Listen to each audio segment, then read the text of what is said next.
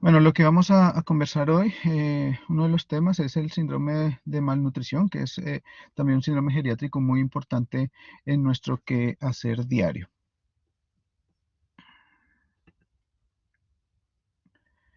Entonces, la malnutrición se entiende o se define como cualquier trastorno de la alimentación que está producido por un exceso, déficit o una alteración en el equilibrio entre el aporte energético y los nutrientes o las necesidades metabólicas y tisulares del organismo, por exceso o por defecto. Y la importancia de la malnutrición radica en la alta prevalencia que hay en geriatría. Hay una falta de diagnóstico importante y además que tiene unas consecuencias también muy valiosas o complejas, digamos, para la salud y para la calidad de vida de nuestros pacientes. Entonces, por eso que es importante tener en cuenta este síndrome, buscarlo, evaluarlo y asimismo enfrentarlo. Entonces, en general, los trastornos de la alimentación van a estar asociados o van de la mano con un aumento también en la mortalidad, la presencia de discapacidad, la frecuencia de caídas y con las consecuencias de estas caídas, muchas veces asociadas a fracturas, aumento del deterioro cognitivo, retraso en los procesos de cicatrización tisular y prolonga la estadía hospitalaria y por tanto aumentan los reingresos, aumentan también las complicaciones propias de la hospitalización y por tanto el índice de institucionalización al alta también va a aumentar. ¿Y qué tipos, digamos, de alteraciones de la nutrición tenemos? Tenemos que, hablando propiamente tal de la desnutrición, tenemos una desnutrición de tipo calórica, una desnutrición de tipo proteica, una desnutrición mixta y algunos estados carenciales. Y la desnutrición calórica es la pérdida prolongada de energía y nutrientes con disminución del peso por pérdida de tejido adiposo y masa muscular. ¿Ya? Generalmente aquí podemos de igual manera encontrar los parámetros bioquímicos muy normales y las medidas antropométricas sí se ven alteradas. La desnutrición proteica como tal, en situaciones agudas, se dan en episodios de estrés que provoca una disminución del aporte proteico, aumento de los requerimientos de las proteínas. Y no hay una ingesta tampoco aumentada que haga que este aumento de los requerimientos proteicos se puedan solucionar o solventar. Y los parámetros antropométricos pueden estar en límites normales y con algunos, digamos, niveles de proteínas generalmente un poco bajas, ¿no es cierto?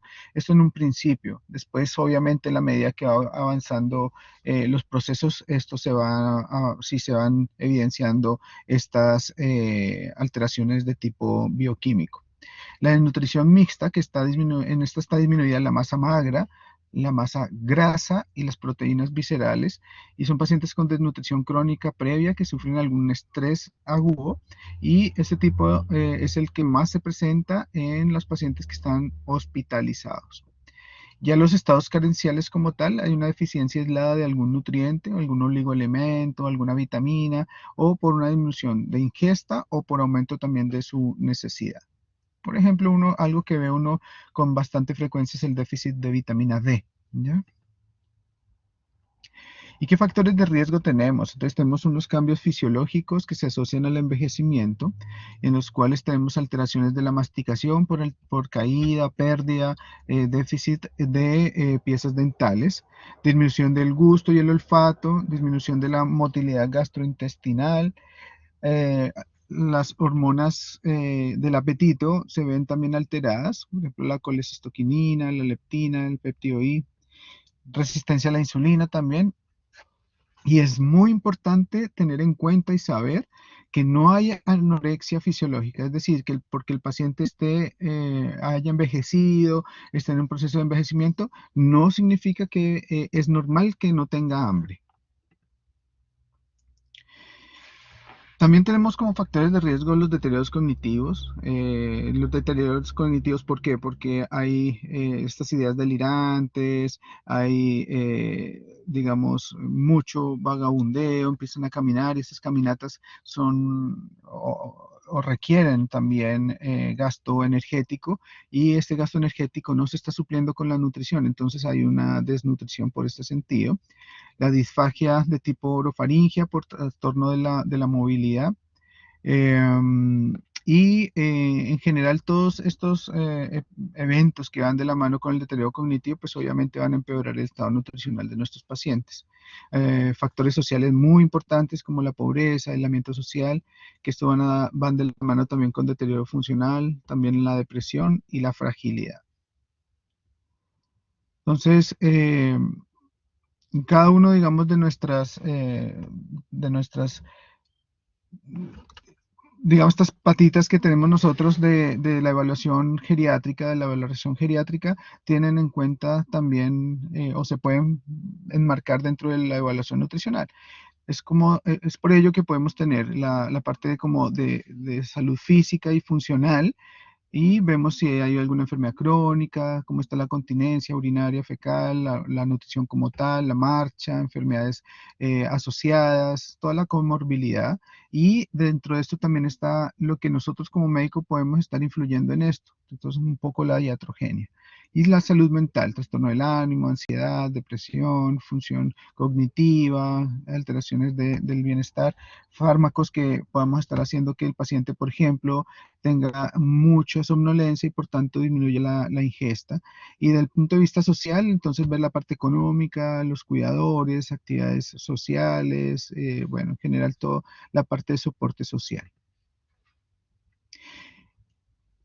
La pluripatología y la polifarmacia también son un factor de riesgo porque hay una ingesta calórica y proteica disminuida, por ejemplo, en el caso de fármacos que aumentan o disminuyen más bien la vigilia, por ejemplo, o incluso hay fármacos que disminuyen la sensación de hambre. También hay depresión de los depósitos energéticos y proteicos, y por tanto va a haber toda una cascada bioquímica que va a hacer que se altere de varias formas nuestro estado nutricional. Y tiene mucho que ver también los procesos inflamatorios, los procesos inmunes, así que es toda una serie de eventos que finalmente se van a expresar con un trastorno de la nutrición. Y muy importante lo que nosotros, como les decía hace un momento, la actividad médica o el acto médico puede hacer.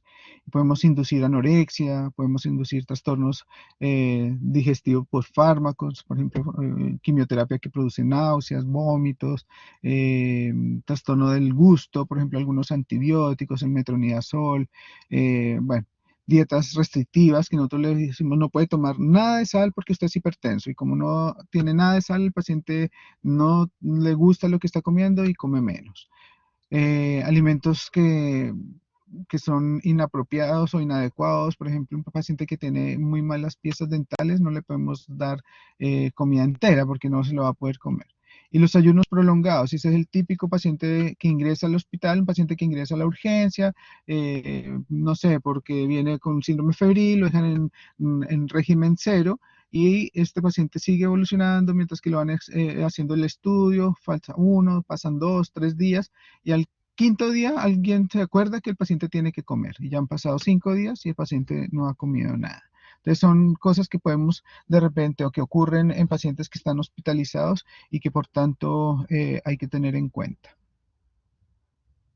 Entonces, como un poco a manera de resumen, tenemos algunos factores de riesgo que son sobre todo, digamos, pacientes mayores de 75 años, son un poco más tienen un poco más de riesgo en esto, situaciones de aislamiento social, la ausencia de cuidadores adecuados, los recursos económicos, altas hospitalarias recientes, polifarmacia, la comorbilidad, trastornos del ánimo, trastornos cognitivos, trastornos sensoriales, etcétera. Entonces tenemos una serie de factores que hay que tener en cuenta en el momento en que estamos estudiando la nutrición. Y es aquí como tengo una tabla como de resumen, esto pues obviamente no es para que la copien ahora, eso queda ahí en el ¿cómo se llama? Eh, aquí en el portal. Y es como hay algunos fármacos que ayudan o alteran el ingreso. Em, Perdón, a ver, Sergio, perdón un segundito que me está haciendo una pregunta. Sergio, por- bueno, ¿por qué el divorcio es factor de riesgo de malnutrición? Bueno, más que el divorcio como tal, es el divorcio, la viudez, el estar solo, ¿ya? Y sobre todo el factor de riesgo es peor cuando el que queda solo es el hombre, porque generalmente la mujer tiene más herramientas para poder ser más autovalente en ese sentido. Entonces, es un poco el tema de la soledad y la falta como de ayuda, digamos, más que el divorcio como tal. Y la depresión viene de la mano un poco con la soledad, sensación de soledad y también con pérdida de apetito, no tiene ganas de hacer nada, entonces no tiene ganas de cocinar, no tiene ganas de comer, etcétera. Bueno, y bueno, entonces como les decía aquí, una lista bastante prolongada, extensa de fármacos que pueden tener alguna repercusión en el trastorno de la nutrición por pérdida o alteraciones de sus factores, por ejemplo, alteración del gusto, de la absorción o que disminuyen la sensación de hambre.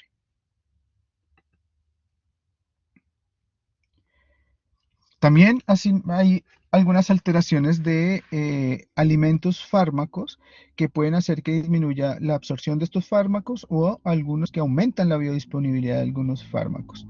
Por ejemplo, como para ilustrarlo un poco, vemos que, por ejemplo, las fibras, digamos, si están asociadas a la ingesta de algún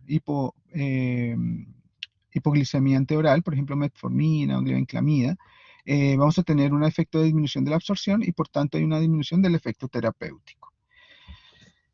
Al contrario, por ejemplo, los zumos de uva o cítricos pueden hacer que aumente la absorción de algunos medicamentos, por ejemplo, los beta bloqueadores, y por tanto puede haber un poco de hipotensión. Y así con algunos medicamentos. Entonces es bastante importante tener en cuenta también que los alimentos de alguna manera pueden influir en la biodisponibilidad de nuestros fármacos. Entonces, ¿qué tenemos que hacer como para evaluar? Eh, A ver, Dominga, no es que uno se tenga que saber las tablas de memoria, es prácticamente imposible que uno sepa cuántos fármacos o qué fármaco es el que se asocia con mayor biodisponibilidad o no en contraposición con algún alimento, pero sí es importante que los fármacos que más ocupemos sepamos que tienen o que se tiene que saber de alguna manera. Cómo puede influir en la biodisponibilidad y cómo influye en la parte, digamos, de absorción de tanto del medicamento como de los alimentos y de los alimentos con el medicamento. O sea, puede ser por un lado y para el otro. Esto se puede ir revisando, uno puede irlo aprendiendo en la medida que va pasando el tiempo, pero obviamente yo no, a ver, para hacerlo explícito, no les vamos a poner una tabla de rellenen la tabla y diga cuáles de estos alimentos son los que producen un aumento de la biodisponibilidad, no, pero sí saber que hay algunas interrelaciones, ¿no es cierto? Importante, por ejemplo, saber lo que es muy importante en nuestros pacientes, por ejemplo, que ustedes sepan cuáles fármacos van a producir alteración de la vigilia, por ejemplo, que les produzca mucho sueño y que por eso el paciente no vaya a comer. Y lo mismo que habíamos conversado en la clase de caídas, que aumenten el riesgo de caídas. Me vuelvo aquí un poquitito. Por ejemplo, saber. Obviamente que el alcohol, si lo asociamos con algún psicofármaco, una benzodiazepina, nos va a potenciar el efecto y va a haber más sedación, ¿no es cierto? Importante también los alimentos, los pacientes que están con anticoagulantes orales como acenocumarol, que hay algunos alimentos también que tienen que ver con alteración en la disponibilidad de la vitamina K, ¿no es cierto? Y pueden hacer que disminuyan el efecto terapéutico por competencia con ello. Eso en general. Bueno, entonces, ver todos estos factores de riesgos que tienen nuestros pacientes, preguntar cómo es su alimentación en un día normal, detectar algunos signos clínicos de malnutrición y buscar también dirigidamente la sarcopenia. como lo hablamos ayer un poco, que hay algunas contraposiciones o coincidencias entre la sarcopenia y la fragilidad y van mucho de la mano también con la parte nutricional. Entonces, si ustedes se dan cuenta, hay pérdida de peso, hay agotamiento del paciente por pérdida de masa muscular, debilidad, lentitud. Y todo esto va a hacer que altere la funcionalidad. Y si ustedes se dan cuenta, también tiene mucho que ver la nutrición en ello. Entonces, esto era un poco lo que habíamos conversado el día de ayer de fragilidad. Voy a pasarlo un poquito más así. Y puntualmente para evaluar la parte nutricional tenemos algunas herramientas. Una de ellas, y es la más usada, es el Mini Nutritional Assessment. Este Mini Nutritional tiene como dos partes. Una parte que es como de screening, y ya una vez que uno hace el screening y detecta que hay una alteración en la nutrición del paciente, entonces pasa a una evaluación formal como tal. Y en este mini nutricional, entonces, como les decía yo, va a tener una evaluación global, una historia de la dieta, autopercepción del estado nutricional y las medidas antropométricas, y una buena relación entre el diagnóstico clínico y bioquímico. A ver, Alana, perdón, la tabla anterior, me devuelvo. Me imagino que era esta. No sé si me puedes confirmar, Alana.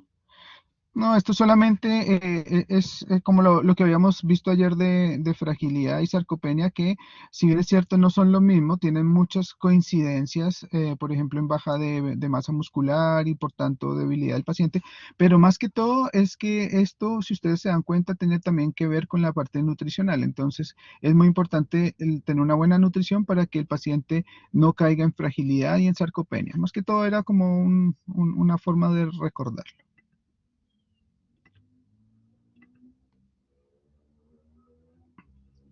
Bueno, y el mini nutricional, este mini nutricional ustedes lo pueden buscar en internet y lo van a encontrar, y es muy fácil de realizar. Tiene diferentes preguntas, digamos, respecto a cómo es las características de la alimentación, y a cada una de estas características le va dando un puntaje, y según ese puntaje entonces nos va a decir si el paciente está con riesgo de malnutrición, está con una malnutrición o está sin riesgo. Entonces, como para una pregunta puntual decía, por ejemplo, ¿el paciente toma más de 3 medicamentos al día? Entonces, sí o no. Sí, entonces 0 puntos, y si no, 1 punto. Y ahí se va haciendo el conteo de puntos para ver si está dentro de alguna alteración de la nutrición. Entonces, esto es, como le digo, un screening nutricional. Hay otros tipos de screening, pero como les digo, el que más se usa y el que me interesa que ustedes conozcan y lo puedan manejar mejor es el mini nutricional, pero también es importante que ustedes sepan que no es el único que hay. También hay otro que llaman Nutritional Risk Screening, el Malnutritional Universal Screening Tool, que es el MUST, y así. Pero generalmente todos van con un objetivo muy parecido y una forma de evaluación también muy similar. En algunos utilizan algunos parámetros de medidas mucho más, digamos, en un principio, como en el Nutritional Risk Screening, porque en el mini nutricional se ocupan después, ¿ya?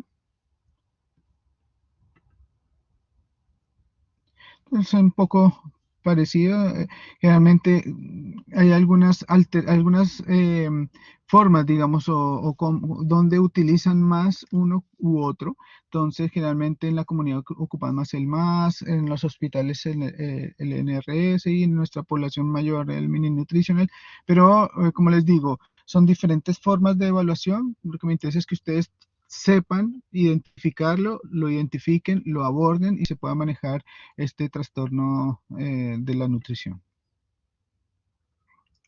Entonces, esto lo va a pasar. Entonces, como para que vean cómo son las tablas, pero no es tan necesario, digamos, que lo tengan así como de memoria, pero sí que sepan que existen varias formas de evaluación. Una de las, digamos, ya midiendo o tomando mediciones puntuales, el peso es el indicador más sencillo de malnutrición.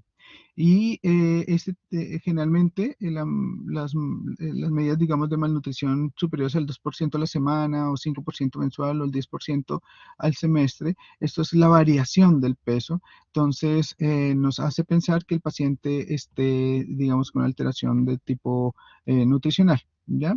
Eh, y bueno, cuando uno no sabe el peso habitual del paciente, entonces uno lo que puede hacer es un cálculo de cuánto debería pesar este paciente, que sería como el peso ideal, y lo puede comparar con el peso actual del paciente. Y eso es con el índice de Broca, que es el peso ideal, que sería la talla en centímetros menos 100. Es como para dar una idea.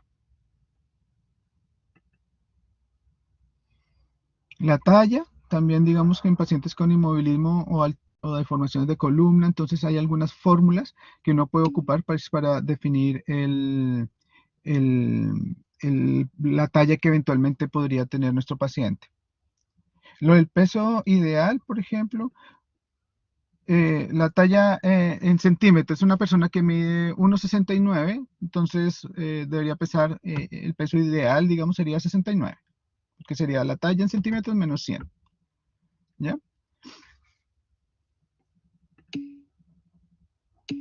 Y esto, entonces, por ejemplo, la talla eso es para ver más o menos cuánto podría medir nuestro paciente. Entonces, son, por ejemplo, la talla en un hombre sería 2,02 por la altura de la rodilla. Esa es la fórmula, ¿no es cierto? Entonces, se mide desde la rodilla hasta el talón y esto lo multiplican por esta fórmula que está aquí. Tampoco me interesa que se la sepan de memoria, ni mucho menos, sino también que sepan, porque si ustedes lo pueden buscar y encontrar, pero que sepan que el que no puedan parar al paciente para medirlo no significa que no sea, no haya alguna forma, digamos, de hacer una estimación de talla, ¿no es cierto?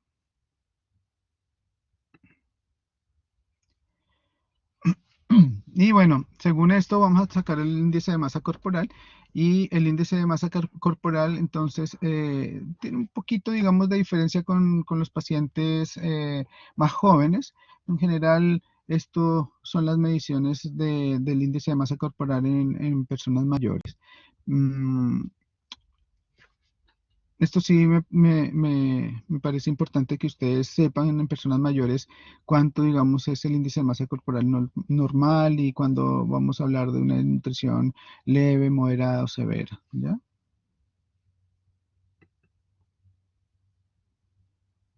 Estos son también con las medidas antropométricas, tiene como unos percentiles, así como cuando se veía en pediatría los percentiles de talla y peso, bueno, algo parecido también hay en la población adulto mayor, pero lo importante también es medirlo con el índice de masa corporal para tener una idea de ello. Ya cuando uno quiere hacer algo un poco, una evaluación mucho más específica, y empieza, digamos, a tener otro tipo de evaluación, pero lo que me interesa en ustedes es que puedan identificar el paciente que está o con riesgo de malnutrición o malnutrido.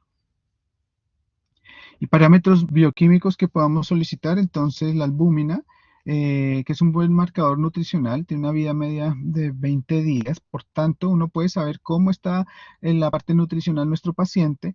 Es un parámetro para medir mortalidad, estadía hospitalaria y reingresos, o sea, es decir, el paciente que está con una hipoalbuminemia tiene más riesgo de reingresar, pero no es muy bueno como para medir la recuperación de la nutrición en forma aguda por la vida media que tiene. La prealbúmina, en cambio, nos va a mostrar o nos permite, sí, ver los cambios nutricionales agudos porque disminuye rápidamente en situaciones de estrés y hace que cuando se vaya recuperando esta albúmina, esta prealbúmina, podemos ir viendo que el paciente efectivamente va mejorando su nutrición. Tiene una vida media más corta. La transferrina, la transferrina es una globulina transportadora de hierro que tiene una vida media entre 8 y 10 días, que también es un buen marcador de desnutrición aguda. Los linfocitos que se disminuyen con la alteración de la nutrición. El colesterol, que obviamente también va a caer cuando hay una depresión del colesterol o de la grasa visceral, es un marcador también de morbimortalidad, y los micronutrientes, niveles de vitamina B12, ácido fólico, selenio, que pueden ser útiles para medir estados carenciales propiamente tales. Entonces, bueno, más o menos parecido a lo que yo les había dicho. Y esto era en general cómo hace uno la evaluación con el mini nutritional. Entonces, si uno ve un paciente que tiene un mini nutritional que está con buen estado nutricional, lo que hace es dar un consejo, perdón, voy a tomar aquí, un consejo dietario y evaluación más o menos cada 6 meses. Si el paciente tiene un mini nutritional o que esté en riesgo de malnutrición, entonces este paciente va a seguir en la fase 2 del mini nutritional, es decir, se completa todo la evaluación y ahí uno define si está efectivamente en un buen estado nutricional, pues sigue por esta ruta. Pero si está con riesgo nutricional, entonces vamos a ver cuál es la causa de ese riesgo nutricional, un consejo dietético y evaluación en 3 meses. Si este paciente entra ya directamente en desnutrición, igual, vemos cuál es la causa de ello, evaluación médica e intervención terapéutica para recuperar esta desnutrición de nuestro paciente. En general, los requerimientos energéticos de nuestros pacientes son en una persona mayor sana, 20 kilocalorías por kilo al día, en una persona enferma, 30 kilocalorías por kilo al día, y un paciente malnutrido, 30 a 38 kilocalorías por kilo al día. Esos son más o menos los objetivos a los que uno debiera llegar en nuestros pacientes. Ya, y esto es un poco como para calcular el gasto energético, pero yo creo que esto no voy a entrar en mayor detalle. Simplemente saber que el gasto energético total es lo que gasta en el basal del paciente, es decir, en el ayuno, en reposo, y esto corresponde entre el 50 al 70% del gasto energético total. Es decir, el gasto energético basal es más de la mitad de lo que necesita el paciente para vivir, ¿no es cierto? Después, ese, ese basal lo multiplica por la actividad física, ¿ya? Esto no es para que ustedes se lo aprendan, sino solamente para que sepan uno cómo debería más o menos, o cómo es que uno calcularía lo que necesita un paciente o una persona en realidad para cumplir con sus requerimientos. Lo basal es lo que uno gasta, claro, es para existir, exactamente, sí. Es lo mínimo que uno necesita para vivir. Y después a eso le puede agregar un factor de estrés que se aumenta, digamos, en un porcentaje los requerimientos. Por ejemplo, si hay un cuadro infeccioso entre 1.2 y 1.6 veces, las intervenciones quirúrgicas entre 1.1 y 1.2 y traumas 1.3. Entonces eso es lo que aumentaría más el requerimiento. Y los macronutrientes, entonces, por ejemplo, las proteínas, que el aporte recomendado es entre 1 y 1.5 gramos por kilo al día, ¿ya? Es importante no sobrecargar o no aumentar o no aportar más de esto, porque o si no lo que podemos hacer es alterar la función renal. Las grasas son más o menos entre el 20 y el 35% de la energía total que uno debiera ingerir. Y los hidratos de carbono, que son los que aportan entre el 45 y el 65% de la energía total diaria. Generalmente son 130 gramos al día de carbohidratos que requerimos en pacientes mayores. Y la fibra, la ingesta adecuada, más o menos de 20 a 30 gramos. De esto me interesa que sepan cuánto es el aporte que necesitamos de proteínas. O sea, este cuadro igual es importante que lo sepan. Y esto se lo vamos a preguntar tal cual está ahí. No, estos son solamente los micronutrientes que tenemos, cuánto es más o menos la ingesta diaria y cuánto es lo que se requiere, cuáles las causas de los déficits. Entonces, por ejemplo, mira, el déficit de vitamina D, por ejemplo, que es bien importante, tenemos como causas, lo más importante, la falta de exposición solar, la baja absorción de grasas, y esto por una alteración produce una alteración de la mineralización ósea y la hipocalcemia. Y bueno, estos son un poco los requerimientos de ingesta diaria. Pero esto para que lo vean. No es en serio que le va a preguntar tal cual, era una manera para ver si están poniendo atención. Pero sí es para que lo sepan, ¿ya? Cuando es importante, digamos, que lo tengan en cuenta la vitamina D, tengan en cuenta la vitamina B, bueno, un poco eso, el ácido fólico, el fierro, ya, como para tener un poco idea de eso. Algunas cosas ya como más puntuales, el selenio y vitamina A es un poco más difícil de tener en consideración, ¿ya? La hidratación es otra necesidad importante. Y en nuestros pacientes hay un poco de disminución de la sensación de sed y esto hace que se aumente el riesgo de deshidratación. De una ingesta mínima de líquido que se estima más o menos entre 20 y 45 ml por kilo al día. Eso es más o menos lo que uno estima. Hay que tener en consideración la comorbilidad. Un paciente con una insuficiencia cardíaca congestiva importante, con una fracción de eyección muy baja, obviamente si uno lo sobrecarga de volumen va a tener complicaciones. Pero eso es más que todo en términos generales y prácticos, cuánto es la ingesta mínima de líquido. Entonces, ¿cómo podemos intervenir en nuestros pacientes para mantener una buena alimentación? Entonces, mantener, digamos, la nutrición oral, digamos, la mayor cantidad de tiempo posible, una buena consistencia, la postura del paciente, que sean agradables los alimentos para consumirlos, ¿no es cierto?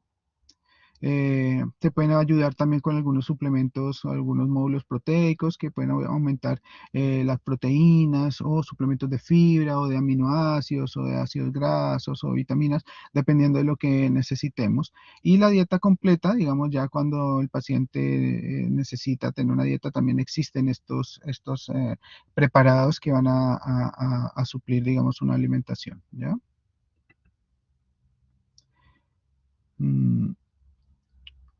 Bueno, los suplementos nutricionales que han ayudado un poco, digamos, en el asunto de mejorar la malnutrición o el riesgo de malnutrición, mejoran también las lesiones por presión porque mejoran o favorecen la cicatrización, así como los pacientes que hayan estado expuestos a alguna cirugía, alguna fractura, que van a tener una reparación un poco más rápida.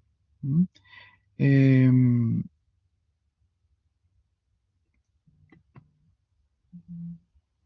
bueno, esto es un poco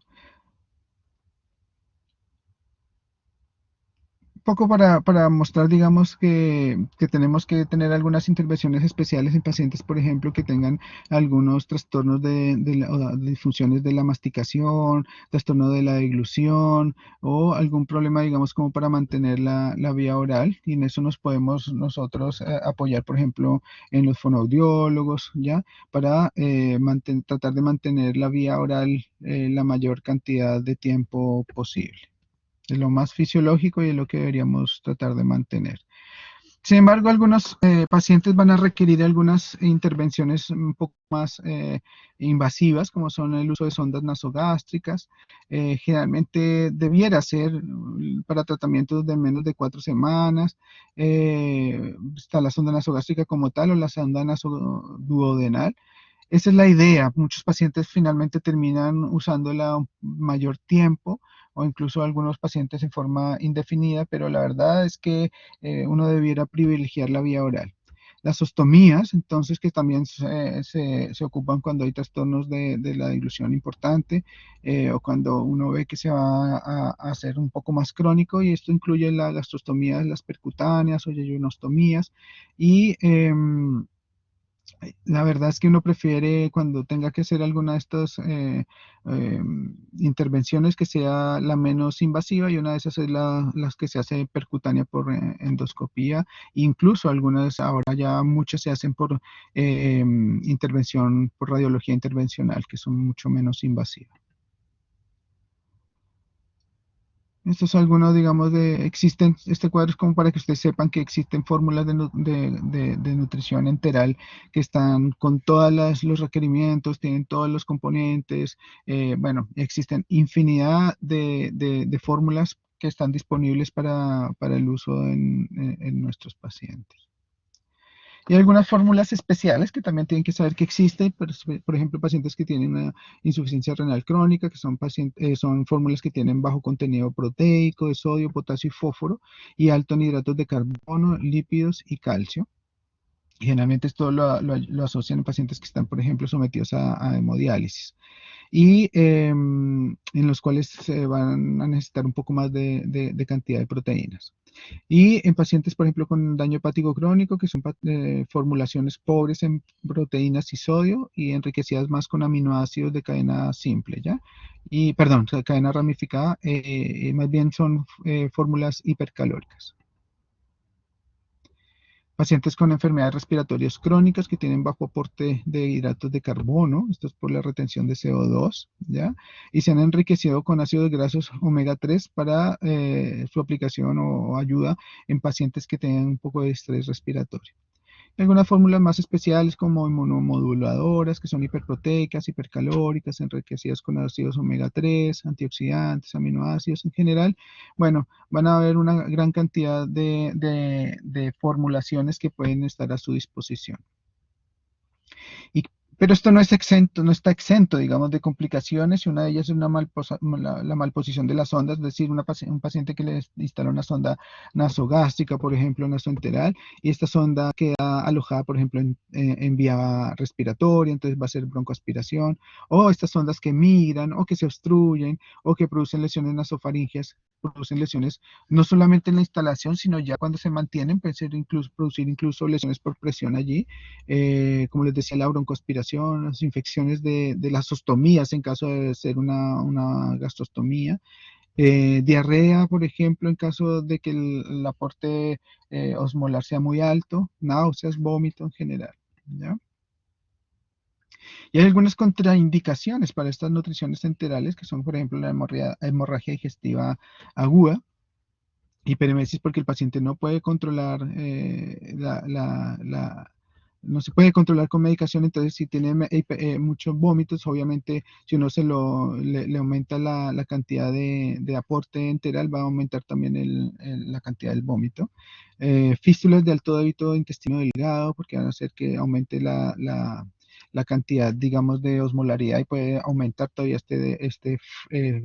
digamos, débito intestinal, alteraciones graves de la motilidad o la absorción intestinal y cualquier otra situación que obligue a mantener el tracto digestivo en reposo. Un poco también para que sepan ahí la nutrición parenteral, que esta es nutrición que ya se produce o se administra vía endovenosa, que obviamente reduce la morbimortalidad en paciente que está malnutrido y contribuye a la recuperación funcional. Tiene muchas más complicaciones que la nutrición enteral, sí, y es menos fisiológica, es totalmente no fisiológica porque no es la forma que uno se alimenta normalmente, más costosa, sí, pero obviamente si el paciente lo requiere, se va a ocupar. ¿Y qué indicaciones tenemos de esta nutrición parenteral? Son pacientes que son desnutridos, que no pueden alimentarse por vía oral o enteral, posoperados, pacientes que tienen más de 7 días y no se han podido alimentar, y pacientes que con la nutrición enteral no se satisface al menos el 60% de las necesidades nutricionales del paciente.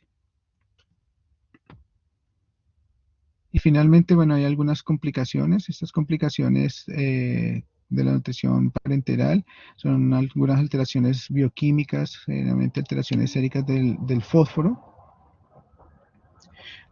La nutrición parenteral son todos los nutrientes que se necesitan, es toda la alimentación vía endovenosa, no solo la glucosa. O sea, el glucosado no es nutrición parenteral, porque no tiene ningún componente, ¿ya? Entonces, podemos tener falla cardíaca por volumen que se administra endovenoso, alteraciones, digamos, del fósforo.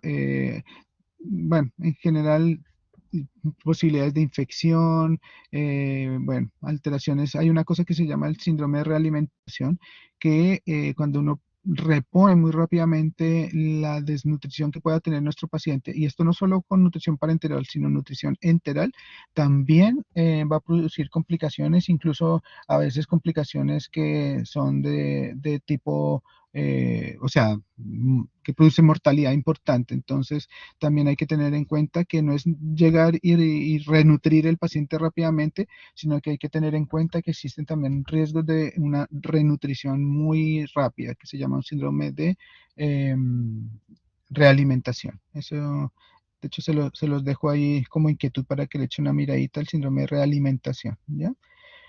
Es un poco, digamos, como lo que les quería contar acerca